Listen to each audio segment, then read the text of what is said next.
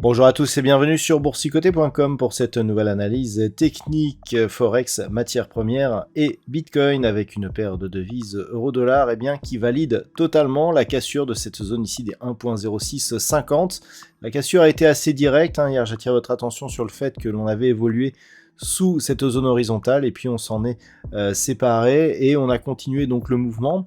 Alors nous avions un objectif à 1.05, c'est un objectif qui est lié à une configuration hebdomadaire, puisque là on passe sur des niveaux moyen terme, on a dépassé ici ce point bas significatif qui avait été marqué en 2020 et on se retrouve donc sur des points bas que nous n'avions pas connus depuis cette zone ici, c'est-à-dire depuis 2017, donc on est sur des points bas de 5 ans, et par rapport justement à ce contact, on avait ici une zone de support à 1.05, et cette zone de support, elle a presque été atteinte ici sur la bougie actuelle, et donc on peut en profiter pour observer les prochains supports si des fois les cours venaient à continuer sur ce mouvement baissier. Il s'agit du support ici des 1.0360. Alors si on repasse sur la vue en unité de temps 4 heures, donc c'est vraiment la rupture ici de cette zone des 1.0780 qui a tout déclenché. Cette zone qui faisait donc office de support, on l'avait presque atteint ici, je me rappelle c'était un objectif qui avait été manqué de peu.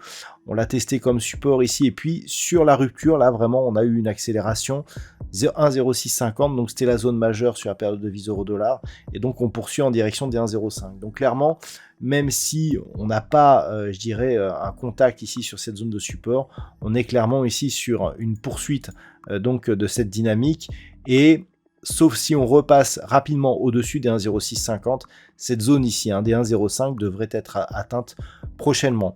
Comme je vous l'ai indiqué, donc sous cette zone des 1.05, on a 1.0360. La période de devise euro-dollar se trouve toujours dans une dynamique baissière forte. Il n'y a pas pour l'instant de signal de retournement. Il faudrait un retournement ici des histogrammes du MACD et une sortie de la zone de survente du RSI pour avoir un signal de rebond technique, mais ce n'est que sur rupture ici haussière des 1.0650 et de la moyenne mobile 20 exponentielle que ce rebond technique pourrait nous apporter un réel changement de tendance.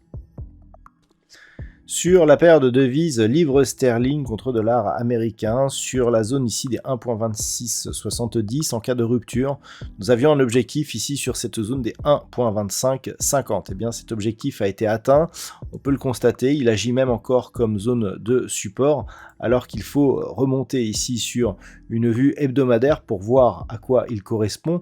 Et sous cette zone ici des 1.2550, on a d'autres supports, donc des supports qui sont un peu plus éloignés, que je vous retracerai, mais le prochain se situe ici, sur cette phase, on le voit ici, il y avait eu donc des tests sur cette zone, ici aussi, là aussi c'était support, et puis on avait un petit peu résisté ici sur cette phase, après que ce niveau ait été résistance.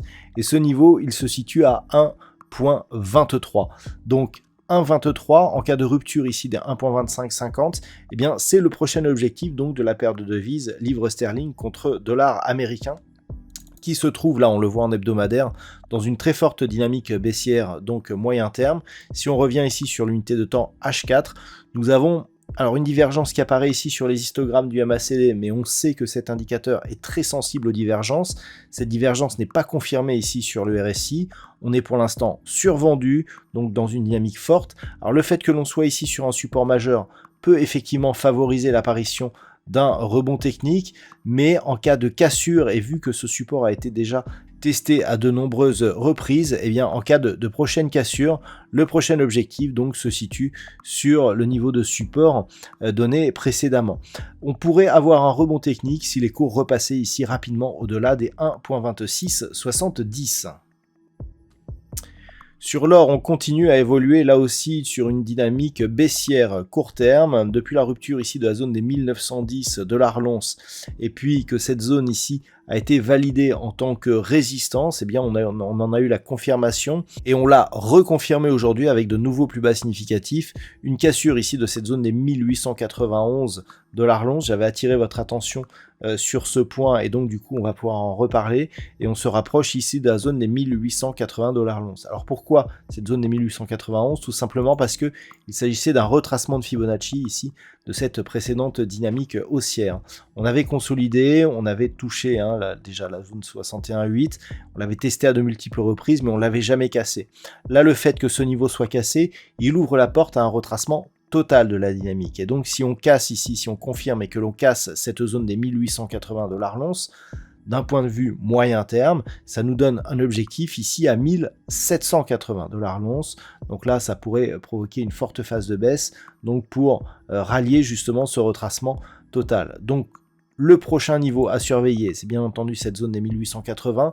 Là aussi, pour avoir un rebond technique qui serait en mesure d'impulser un changement de tendance, il faudrait à minima casser à la hausse ici la zone des 1910 $ l'once. Sur les cours du pétrole, c'est relativement neutre. Les cours du WTI restent ici autour des 100 $ le baril. Hier, je vous avais défini ici une zone de range entre 98 et 104,50.